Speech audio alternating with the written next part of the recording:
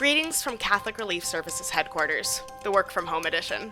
I'm Rachel Rybczynski. In just a few months, Mother Mary Lange Catholic School will open here in downtown Baltimore, just blocks away from our headquarters, and it'll be the first new Catholic school in Baltimore in about 60 years.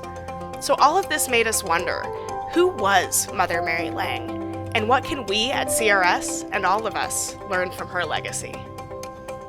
We don't know a whole lot about Mother Lange's early life.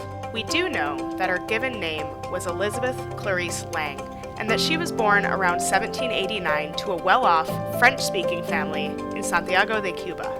Because of her family's relative wealth and privilege, Elizabeth was able to attend school and receive an education. At the turn of the 19th century, Elizabeth Lange, like many other French-speaking people from the Caribbean, immigrated to the United States. And by 1813, Elizabeth was living in Baltimore, Maryland. While Baltimore's population included many enslaved people, it also included many free Black people, like Elizabeth Lange.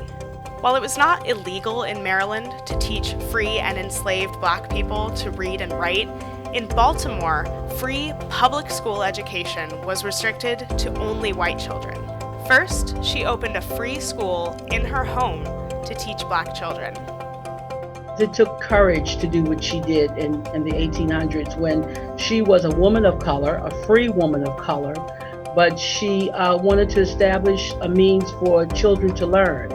In 1829, Father James Hector Joubert approached Elizabeth Lange with the idea of creating a religious congregation of Black women dedicated to the education of Black girls.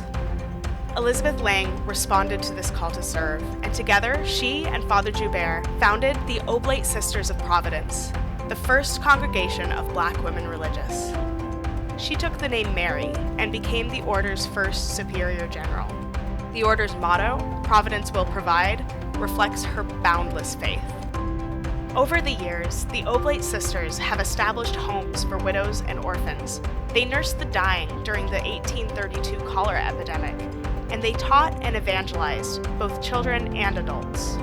Under Mother Mary Lange's direction, the order opened the Oblate School for Colored Girls, with 20 students taught by 4 religious sisters.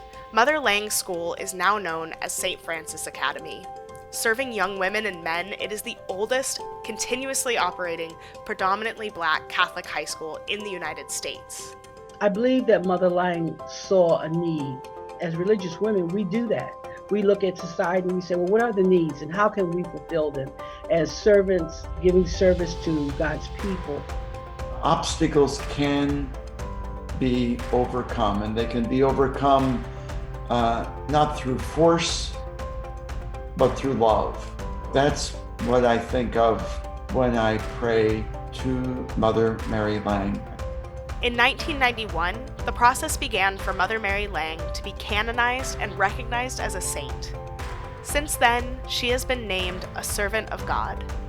Some people become saints because they are contemplatives. They devote their whole life to prayer and to the study of God's Word. Other people find holiness in the midst of the fray. She was a woman of action on behalf of those who had no one else to advocate for them. In 2005, 14 years after the canonization process began, 3 Catholic schools in Baltimore were merged to be Mother Mary Lange Catholic School. But unfortunately, the school was closed in 2010. And I happened to be the principal there. It was very painful, I have to tell you.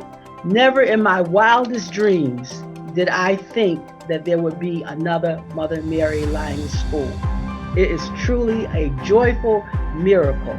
Catholic Relief Services is inspired by the lives of women like Mother Mary Lange and the Oblate Sisters of Providence to do the work the world needs, to build schools so all children may have access to education, to train teachers and early childhood educators in the best ways to help children learn, to support human dignity while serving the world's most vulnerable people, regardless of race or religion.